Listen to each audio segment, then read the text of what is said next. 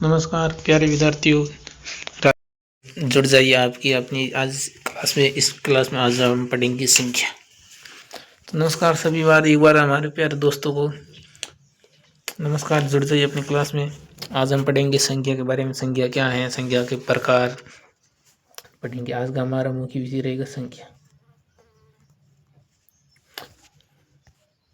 तो एक बार वैसे आपसे रिक्वेस्ट है कि आप हमारे चैनल पर पहली बार आए हैं तो कृपया करके हमारे चैनल को लाइक और शेयर कर ले और हमारे चैनल को सब्सक्राइब जरूर कर ले। तो आज के हम इस वीडियो में पढ़ेंगे संख्या के बारे में। संख्या किसे कहते हैं, संख्या के कितने प्रकार होते हैं। तो चलिए अपनी बात स्टार्ट करते हैं। शब्द विचार में पढ़ेंगे आज का संज्ञा। संज्ञा ये विकारी शब्द है। तो बस हिंदी में एक होते हैं विकारी शब्द, एक होते हैं अविकारी शब्द। विकारी शब्द किसे कहते हैं? वे शब्द जो लिंग, वसन, क्रिया, काल के अनुसार परिवर्तन हो जाता है उसी विकारी शब्द कहते हैं। यानी वे शब्द जो लिंग, वसन, कार्य, काल के अनुसार परिवर्तन हो जाते हैं। यानी वे शब्द जो लिंग, वसन, कारक और काल, इन चारों से जो परिवर्तन होते हैं, इन चारों के अनुसार, उसे तो विकारी शब्द कहते हैं। यानी राम दूध पीता है, राम दूध पीता है, वाक्य में उदाहरण देख ले। यानी विकारी अविकारी हम देखते हैं, जैसे ये पढ़ते हैं सो राम दूध पीता है और सीता दूध पीती है। तो बस ये देखिए, इसमें हो गया राम दूध पीता है, इसमें हो गया सीता दूध पीती है। यानी राम यहाँ पर पुल्लिंग था, सीता स्त्रीलिंग थी, इसलिए इसमें क्रिया परिवर्तन हो गई थी। यानी राम पुल्लिंग था इसलिए क्रिया परिवर्तन हो गई, राम दूध पीता है, और सीता स्त्रीलिंग थी इसलिए परिवर्तन हो गया, सीता पीती है। तो इसलिए इसे विकारी शब्द कहते हैं। यानी ये लिंग के अनुसार परिवर्तन हो गए, इसलिए इन्हें विकारी शब्द कहते हैं। यानी वे शब्द जो लिंग, वसन, क्रिया, काल के अनुसार परिवर्तन होता है उसे विकारी शब्द कहते हैं। और अविकारी शब्द कहते हैं वे शब्द जो लिंग, वसन, कार्य, काल के अनुसार कोई परिवर्तन नहीं होता है, उन्हें अविकारी या अवय शब्द कहते हैं। अब विकारी शब्द में कौन कौन नाम है? विकारी में एक तो बस संज्ञा है, सर्वनाम, संज्ञा, सर्वनाम, विशेषण और क्रिया। ये चार शब्द है, ये चार शब्द बच्चों विकारी शब्द है। संज्ञा, सर्वनाम, विशेषण और क्रिया, ये चार शब्द विकारी शब्द हैं। ये लिंग, वसन, कार्य, काल के अनुसार परिवर्तन होते हैं, इसीलिए इसे विकारी शब्द कहते हैं। और जो लिंग, वसन, कार्य, काल के अनुसार परिवर्तन नहीं होते उसे अविकारी यानी अवय शब्द कहते हैं। तो आज हम पढ़ेंगे संज्ञा के बारे में। संज्ञा विकारी शब्द है, यानी संज्ञा में परिवर्तन होता है। अब पढ़ते संज्ञा परिभाषा। किसी व्यक्ति, वस्तु, स्थान, भाव, अवस्था, गुण, दशा आदि के नाम को संज्ञा कहते हैं। एक बार बस एक ध्यान याद रखना, संज्ञा, संज्ञा का शाब्दिक अर्थ, यानी संज्ञा का शाब्दिक अर्थ, संज्ञा का शाब्दिक अर्थ क्या होता है? नाम। संज्ञा का शाब्दिक अर्थ होता है नाम। यानी संसार में, विश्व में जितने भी किसी का नाम है, कोई भी हो, वस्तु हो, व्यक्ति हो, स्थान हो, निर्जीव हो, सजीव हो, उसका नाम है तो वो संख्या है। यानी विश्व में जो चीज हम देख सकते हैं उसका नाम है, यानी वो कोई भी चीज, पदार्थ है तो उसका वो संज्ञा है। परिभाषा है किसी व्यक्ति, वस्तु, स्थान, गुण, भाव, अवस्था, दशा के नाम को संज्ञा कहते हैं। यानी किसी व्यक्ति, यानी व्यक्ति हो, जीव जंतु हो, प्राणी हो, वस्तु हो, स्थान, भाव, अवस्था, गुण या दशा के नाम को संज्ञा कहते हैं। जैसे उदाहरण है, उदाहरण आलोक, आलोक एक व्यक्ति है। संज्ञा भाषा है पुस्तक, पुस्तक, पुस्तक मन कोई भी पुस्तक हो सकती है, इसलिए पुस्तक जातिवाचक संज्ञा है, लेकिन है तो संज्ञा। जोधपुर एक नगर संज्ञा है।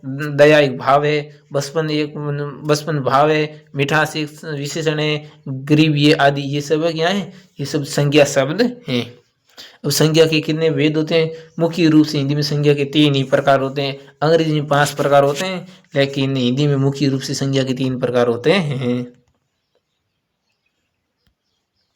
एक तो होती है व्यक्तिवाचक संज्ञा। व्यक्तिवाचक संज्ञा होती है जो विशेष व्यक्ति का बोध कराते हैं, उसे व्यक्तिवाचक संज्ञा कहते हैं। यानी वे संज्ञा शब्द जो किसी एक विशेष व्यक्ति का बोध कराते उसे व्यक्तिवाचक संज्ञा कहते हैं। दूसरी है हमारी जातिवाचक संज्ञा, वे शब्द जो किसी विशेष जाति का बोध कराते हैं उसे जातिवाचक संज्ञा कहते हैं। और तीसरी अपनी है भाववाचक संज्ञा, जो यानी किसी भाव का बोध कराती है उसे भाववाचक संज्ञा कहते हैं। हिंदी में मुख्य रूप से 3 ही संज्ञा होती हैं, लेकिन अंग्रेजी में 5 है। अंग्रेजी में 5 संज्ञा होती हैं जो जातिवाचक के अनुसार ही होती हैं। उसे एक तो मानते हैं द्रव्यवाचक और दूसरी है समूहवाचक। ये समूहवाचक 2 संज्ञा मानते हैं, लेकिन ये 2 ही जातिवाचक संज्ञा के अंदर ही आती है। इसीलिए हिंदी में मुख्य रूप से 3 संज्ञा होती है। आपके परीक्षा में आता है, यहाँ अपने जितना सिलेबस पढ़ते हैं अपने हिंदी में अभी तक मुख्य रूप से 3 प्रकार की संज्ञा होती है। इसीलिए आपको कई भी प्रश्न आए जाए ऑप्शन 5 लिखा होता है, आपको 5 नहीं करके 3 करना, 3 सही होता है। हिंदी में मुख्य रूप से 3 ही संज्ञा होती है। अंग्रेजी की बात करें, अंग्रेजी में 5 होती है, लेकिन हिंदी में 3 संज्ञा होती है। आपके परीक्षा में कभी प्रश्न आ जाता है कि संज्ञा के कितने भेद होते हैं, ऑप्शन में दे देता है 2, 3, 4, 5, तो आपको 3 सही करना है, 5 सही नहीं है प्यारे बच्चों। अब है बच्चों व्यक्तिवाचक संज्ञा। व्यक्तिवाचक संज्ञा किसे कहते हैं? व्यक्ति विशेष, वस्तु विशेष या स्थान विशेष के नाम को व्यक्तिवाचक संज्ञा कहते हैं। यानी किसी भी चीज का विशेष अर्थबोध कराते उसे व्यक्तिवाचक संज्ञा कहते हैं। अब विशेष क्या होता है? जैसे अभिषेक एक आदमी है, उसका नाम एक ही अभिषेक, तो अब गुंजन एक बच्ची का नाम है तो गुंजन एक है। कविता एक बच्ची का नाम है, कामिनी, लोकेश, ये सभी नाम है, यानी लड़का और लड़के और किसी का एक विशेष नाम है, तो इसलिए उसे व्यक्तिवाचक विशेषण कहते हैं, व्यक्तिवाचक संज्ञा कहते हैं, सॉरी विशेषण नहीं संज्ञा कहते हैं। यानी ये विशेष बात, अभिषेक एक लड़के का नाम है, गुंजन लड़की है, कविता लड़की है, कामिनी लड़की, लोकेश एक लड़का, इसलिए ये व्यक्ति विशेष का बोध कराते हैं, इसलिए इसे व्यक्तिवाचक विशेषण व्यक्तिवाचक संज्ञा कहते हैं, यानी विशेष का बोध कराते हैं। अभी वस्तु का बोध कर रहा है, जैसे रामायण किताब का नाम है उससे पंखा, रीटा मशीन, ये मशीन है यानी वस्तु थे, इसलिए ये भी व्यक्तिवाचक हो गया। स्थान का जैसे करा जयपुर एक ही स्थान है पूरे भारत में, गंगा एक नदी का नाम है पूरे भारत में, विश्व में एक ही है। ताजमहल भी पूरे विश्व में एक ही। हिमालय भी एक क्या है पर्वत है, पूरे विश्व में एक ही, यानी मैंने ये एक ही विशेष है। अब हिमालय नाम का दूसरा कोई पर्वत है नहीं, तो ये विशेष चीज का बोध कराता है, इसलिए व्यक्तिवाचक विशेषण हो गया है। अब दूसरी अपने पास है जातिवाचक संज्ञा, जिस संज्ञा से किसी प्राणी, वस्तु अथवा स्थान की जाति या पूरे वर्ग का बोध है उस जातिवाचक संज्ञा कहते हैं। बस व्यक्तिवाचक संज्ञा में क्या था, कोई भी संज्ञा थी वो प्राणी, वस्तु, स्थान के बारे में किसी विशेष का बोध कराती थी, लेकिन जातिवाचक संज्ञा में होता है उसे विशेष का बोध न करा, उसकी संपूर्ण जाति का बोध कराती है। जैसे देख ले उदाहरण, मनुष्य, लड़की, धोखा, मोर, सेना, संभा। हम देख लिया मनुष्य कोई भी हो सकता है, बच्चा हो सकता है, बच्ची है, बड़ा है, छोटा है, महिला है, पुरुष है। अब मनुष्य कोई फिक्स थोड़ी है, तो इसलिए मनुष्य जाति का बोध कराता है। लड़की कोई भी हो सकती, सीता, गीता, वो कोई भी हो सकती है, इसलिए ये भी एक विशेष। घोड़ा है, घोड़ा नीला, काला, कैसा भी हो सकता है। मोर है, सेना है, सेना स्थल सेना, वायु सेना, जल सेना, कोई भी सेना हो सकती है, इसलिए उनकी संपूर्ण जाति का बोध कराती है, इसलिए ये सब जातिवाचक संज्ञा है। ये बस 2 चीजें आप याद रखना, सेना और संभा। ये उदाहरण ये अक्सर हर परीक्षा में पूछा जाता है कि जातिवाचक संज्ञा के उदाहरण है या नहीं है, तो आप याद रखना सेना और संभा होती है, ये हमेशा सदैव जातिवाचक संज्ञा होती हैं, न कि व्यक्तिवाचक। कोई वस्तु व्यक्तिवाचक लिख देते हैं, ये व्यक्तिवाचक संज्ञा नहीं है, इन सेना और संभा जातिवाचक संज्ञा है, यानी इसी जाति का बोध कराती है। अब संभा कौन सी? ग्राम सभा है, पंचायत सभा है, विधान सभा है, लोकसभा है, कोई भी सभा हो सकती है। इसका हम सभा उत्तर दिए, सभा का कोई मतलब थोड़ी हुआ कि कौन सी सभा है, इसलिए विशेष जाति का बोध कराती है, इसलिए वस्तु ये जातिवाचक संज्ञा हो गई है। अब वस्तु में देख दी, वस्तु में पुस्तक, पंखा, मशीन, दूध, साबुन, चांदी, ये भी जाति का बोध। पुस्तक कौन सी पुस्तक? हिंदी की, अंग्रेजी की, रामायण, महाभारत, गीता, कोई भी पुस्तक हो सकती है, बाइबल हो सकती है, ईरान हो सकती है, कोई भी हो सकती है। इसे हम कहते हैं वो पुस्तक पढ़ी, वो कौन सी पुस्तक है अपन पता थोड़ी, अंग्रेजी की, हिंदी की है, महाभारत है, कौन सी भी पुस्तक हो सकती है, लेकिन उस पुस्तक की जाति का बोध कराना। ऐसे लिखा हो ना टेबल पर गणित की पुस्तक पढ़िए तो वो व्यक्तिवाचक हो जाती है, लेकिन टेबल पर पुस्तक पढ़िए, अब कौन सी पुस्तक पढ़िए इसका कोई फिक्स पता थोड़ी है, अपन को निश्चित पता नहीं होने के कारण इसे हम जातिवाचक संज्ञा कहते हैं। पुस्तक पढ़ी, पुस्तक एक जाति का नाम है। पंखा है, मशीन है, मशीन कौन सी, सिलाई मशीन है, दूसरी भी मशीन होती है, दूध है, साबुन है, चांदी है, ये सब व्यक्तिवाचक संज्ञा है। व्यक्तिवाचक नहीं, सॉरी, जातिवाचक संज्ञा है। अब स्थान है, पहाड़, नदी, भवन, शहर, गांव, विद्यालय, ये भी शहर बच्चों जातिवाचक संज्ञा है। पहाड़, पहाड़ तो अभी हिमालय हो जाता है, अरावली हो जाती हैं, और अलग अलग पहाड़ हैं, जैसे गुरु शिखर है, शेर है, नाग पहाड़ है, दिलवाड़ा है, सिवाना पहाड़ है, इस पहाड़ तो हजारों पड़े हैं, इसलिए जातिवाचक संज्ञा। नदी, गंगा है, यमुना है, ब्रह्मपुत्र है, लूणी है, कावेरी है, अब बहुत नदियां हैं, इसलिए ये भी जातिवाचक संज्ञा है। भवन, शहर, शहर बाड़मेर, धोरिमना, जैसलमेर, जोधपुर, पाली, नागौर, मुंबई, चेन्नई, कोलकाता, अब बहुत बड़े बड़े शहर हैं, इसलिए शहर भी जातिवाचक। गांव, विद्यालय, विद्यालय भी एक जातिवाचक संज्ञा में आता है।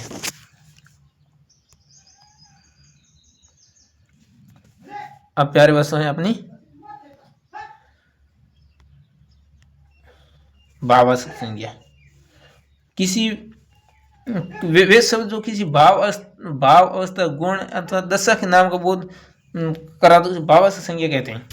यानी वे शब्द जो किसी के मन भाव की या अवस्था की, उसके गुण अथवा दशा की बोध कराते उसे भावात्मक संज्ञा कहते हैं। जैसे सुख, सुंदरता, बचपन, सुंदरता, ये बस भावात्मक संज्ञा होती है। इसे हम कभी मन से देख नहीं सकते, उससे वाले पर अनुभव कर सकते हैं कि ये है, सुख है, बचपन है, सुंदरता है, ये सब भावात्मक संज्ञाएं होती हैं।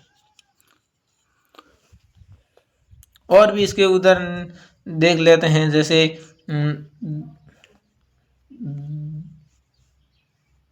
तो यह है, मेहरबानी है, ये सब भावात्मक संज्ञाएं हैं। कतिपय विधान अंग्रेजी व्याकरण की नकल करते हैं। हिंदी में भी मैंने सुबह आपको बताया था, समुदाय वाचक, द्रव्य वाचक संज्ञा के दो भेद बता दें, किंतु हिंदी में उक्त दो भेद जातिवाचक संज्ञा के अंतर्गत आते हैं, इसलिए मैंने कहा हिंदी में 3 ही संज्ञाएं होती हैं, ये 2 संज्ञाएं नहीं होती हैं। अब भावात्मक संज्ञा, भावात्मक संज्ञा किन किन से बनती है, भावात्मक संज्ञा का निर्माण कैसे होता है? तो भावात्मक संज्ञा निर्माण 5 रूप से बनती है। भावात्मक संज्ञा बनाना, अब भावात्मक संज्ञा किसी होती है, जो वे भावात्मक संज्ञा किसे कहते हैं, तो किसी की मनोदशा, गुण, अवस्था का बोध कराते हैं, उसे भावात्मक संज्ञा कहते हैं। वे शब्द जो किसी भी वस्तु के, चीज के उसकी दशा की, हालात की, जो भी उस स्थिति का बोध कराते उसे भावात्मक संज्ञा कहते थे। अब भावात्मक संज्ञा उदाहरण हम पढ़ते थे, उदाहरण हमने पढ़ा था, जैसे सुख है, भावात्मक संज्ञा उदाहरण सुख है,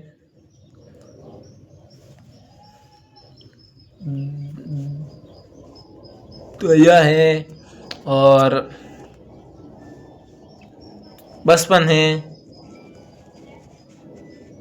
ये सब भावात्मक संज्ञा होती हैं।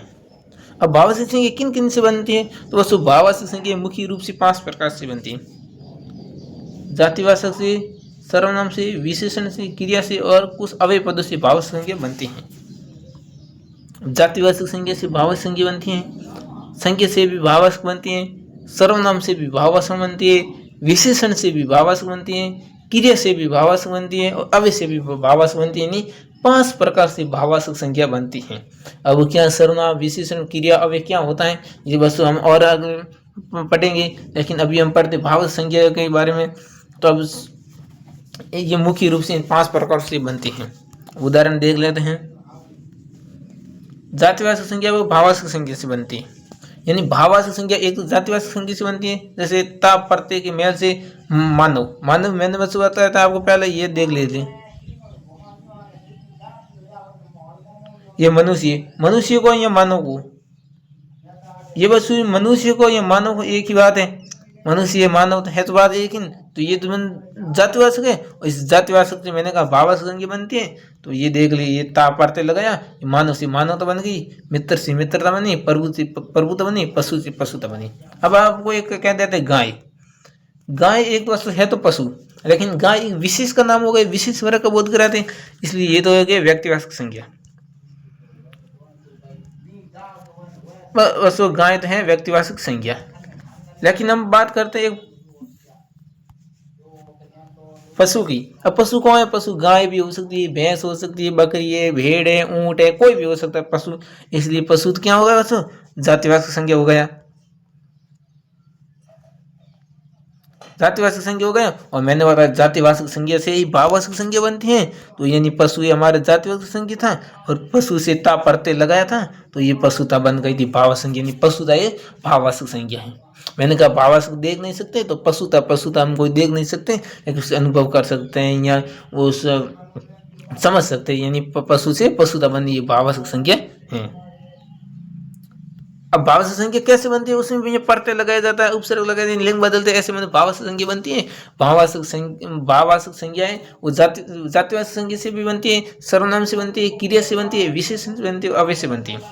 अब तब प्रत्यय भी जोड़ते, जैसे पशु ता प्रत्यय जोड़ते तो भी बनता था, और पशु में तब प्रत्यय जोड़ते तो भी पशु तो बनता है। मनुष्य तब, कवि से कवि तब, और गुरु से गुरु तब शब्द बनता है।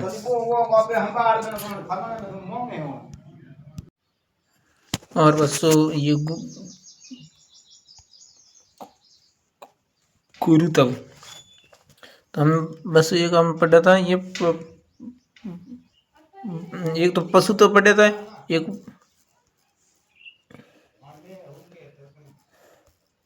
पढ़ा था पशुता, यानी पशु में ता प्रत्यय लगाते तो पशुता बनता है, और पशु में त लगाते पशु तब बनते हैं, और पशुता और पशु तब दोनों ही भाववाचक संज्ञा है। एक तो है पशुता, एक तो पशुता, एक है पशु तब, और ये दोनों ही भाववाचक संज्ञा है, भाववाचक संज्ञा है।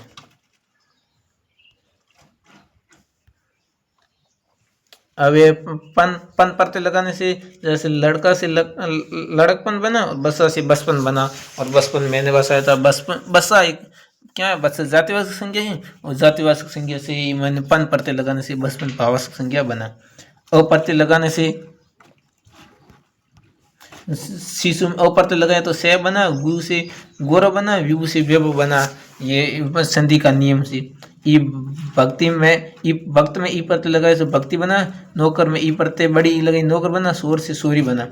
आपा प्रत्यय लगाया बूढ़ा, बूढ़ा एक जातिवाचक संज्ञा थी, बूढ़ा में आपा प्रत्यय लगाया तो बूढ़ा बन गया भाववाचक संज्ञा। बहन एक जातिवाचक संज्ञा थी, और बहन ने आपा प्रत्यय लगाया, बहन बन गए भाववाचक संज्ञा। और बस अब सर्वनाम से पढ़ते हैं। सर्वनाम से भी भाववाचक संज्ञा बनती है, हमने पढ़ा था। भाववाचक संज्ञा जातिवाचक संज्ञा से, सर्वनाम से, विशेषण से, क्रिया से और अव्यय से बनती हैं। तो हमने जातिवाचक संज्ञा पढ़ लिया। अब सर्वनाम से पढ़ते हैं। तब लगाने से अपना, अपना सर्वनाम से अपन तब, निज तब, सर्व से सर्व तब बना। पन प्रत्यय लगाया, जैसे अपना से अपनापन बन गया, तब प्रत्यय लगा तो अपना एक सर्वनाम है, अपना में तब प्रत्यय लगा तो अपन तब बन गए भाववाचक संज्ञा, और पन प्रत्यय लगा तो अपनापन बन गए, प्राय से परायापन बन गए। कार, कार में अ से अहंकार बन गया, सब से सर्व सब बन गया था। अब विशेषण से भाववाचक संज्ञा,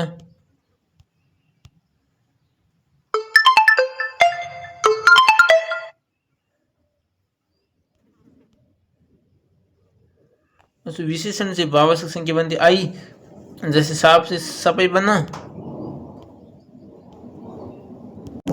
सांप से बस सपाई बन गया, और अच्छा से असही बना, बुरा से बुराई बन गया। अब बुरा बस विशेषण थी, और उसमें आई प्रत्यय लगा तो उससे बन गया बुराई।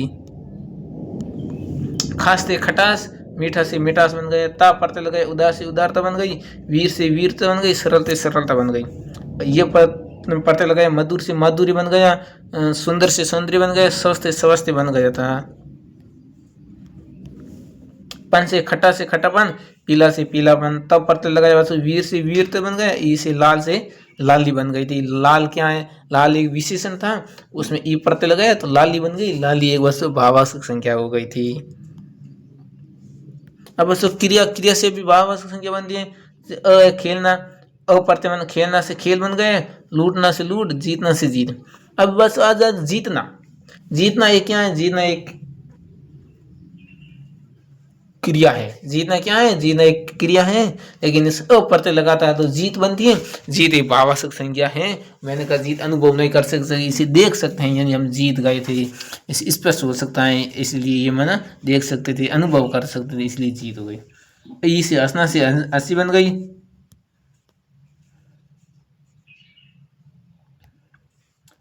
आई थी सड़ना सड़ाई, पढ़ना पढ़ाई।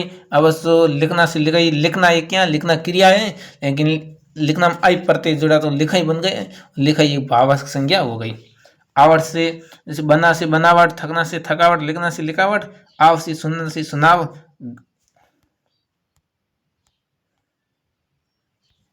आठ, आठ प्रत्यय लगा से घबरा, घबराना से घबराहट बन गए। गुनगुनाना से गुनराट, उड़ना से उड़ान बन गए।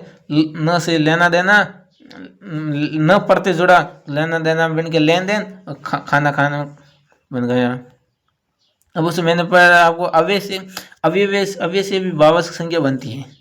अब अव्यय की मानी विकारी शब्द होते हैं, वे शब्द जो लिंग वचन कार्य काल के अनुसार परिवर्तन होते थे उसे विकारी शब्द कहते थे। संज्ञा, सरना, विशेषण, क्रिया, ये तो विकारी में आते थे। लेकिन अविकारी शब्द जिसमें मन लिंग वचन कार्य काल के अनुसार परिवर्तन नहीं होता था उसे अविकारी कहते, और अविकारी को कोई अव्यय कहते हैं।